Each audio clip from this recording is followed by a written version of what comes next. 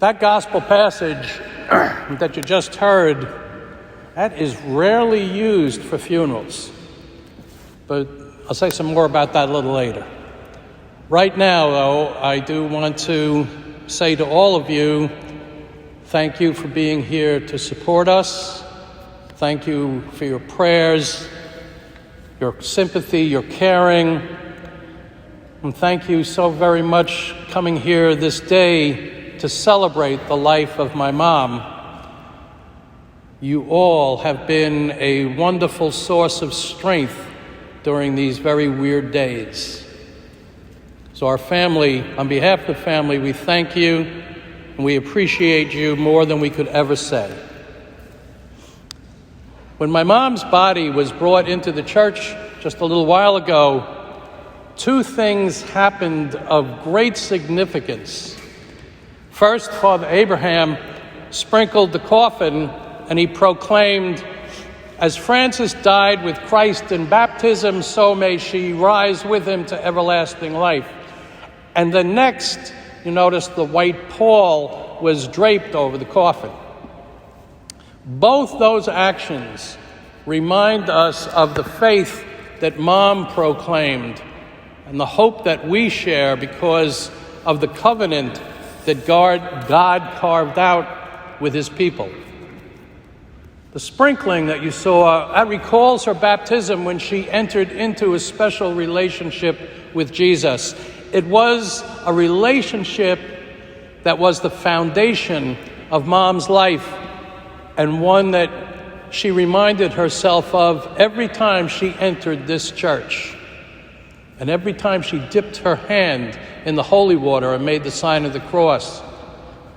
And I do clearly remember her telling me and my two brothers not to play in that water and instead to use it to make the sign of the cross.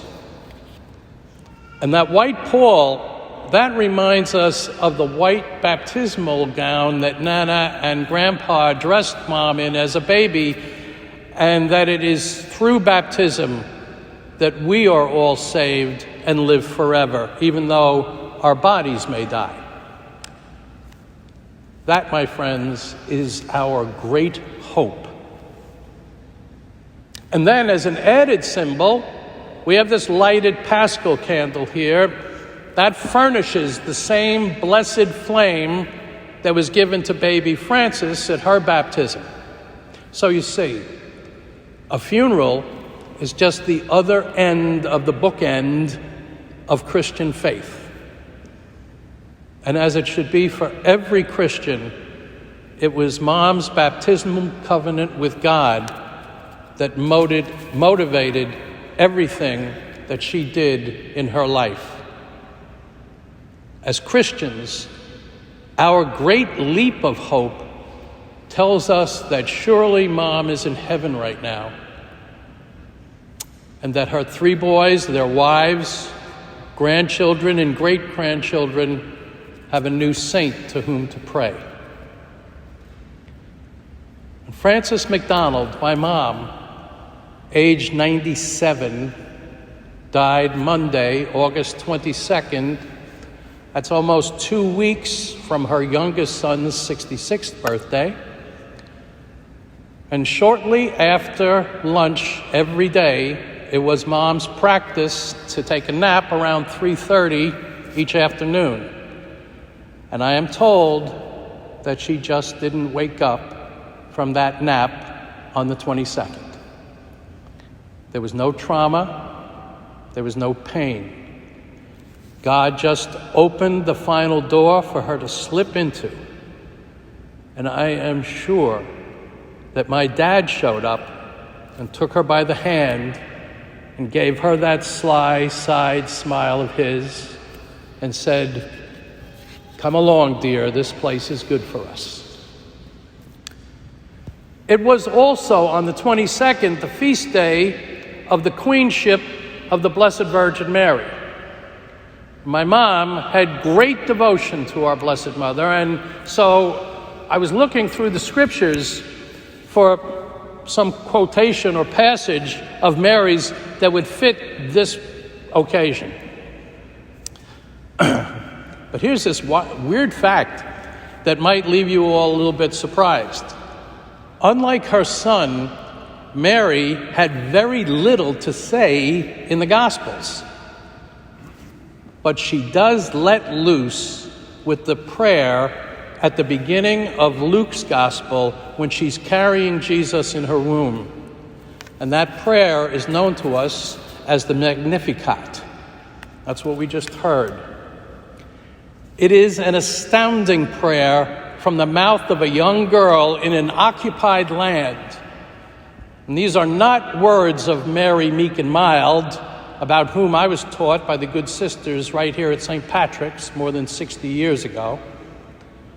But rather, those are words of a courageous, determined woman who knows exactly how she fits into God's plan. It is the prayer of a warrior queen. It is a prayer that very much captures the spirit of my mom. It starts off with Mary proclaiming her gratitude to God. It is a love letter that proclaims adoration, praise, and honor for the Lord. The emphasis of that prayer always lands on the Lord. And that is precisely what Mom instilled upon me and my two brothers.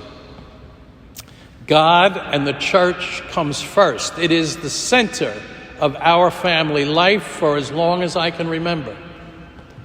Everything else, she taught us, is extra and usually not needed. And despite the fear and anxiety of the 1950s and 60s, Mom always felt that God really wants us to be laughing and happy. And my mom had a very sharp sense of humor, which I am very pleased was passed along to me and George and John. Next in the prayer, Mary compares the lot of the humble with the proud. He has scattered the proud, Mary says. He has put down the mighty. He sent the rich away hungry and lonely and empty. He has exalted the lowly, filled the hungry with good things.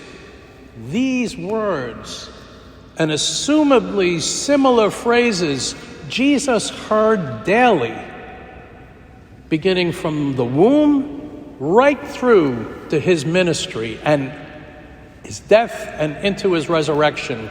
These are the same ideals that we heard and saw Mom say and do when we were growing up. The bottom line was always the poor and the disenfranchised were to be taken care of. The forcibly silent were to be spoken for. The marginal were to be protected. Mom made sure that the hungry were fed and the thirsty quenched, the stranger welcomed, and the needy clothed and comforted. And finally, Mom, like our Blessed Mother, ran the household like the monarch that she was. Aside from all the household chores, breakfast was on the table each morning. And I remember hearing on WOR radio, Ramblin' with Gamblin' playing in the background. Lunch was there waiting for us at noontime. Dinner was served every evening, and the conversation was lively, often political. Then we got a little TV. It usually ended with Terry Toon's Circus. And then we had evening prayers, a tuck into bed, and most of the times we had a read bed story. Those are the memories that will live with me forever. Maybe not the Terry Toon Circus. So today, we gather not to say goodbye, but rather, love you, see you later. For just as we bid our farewells to her earthly presence, we are confident that one day we will see Mom greeting us once again and welcoming us to the home that God and she have prepared for us.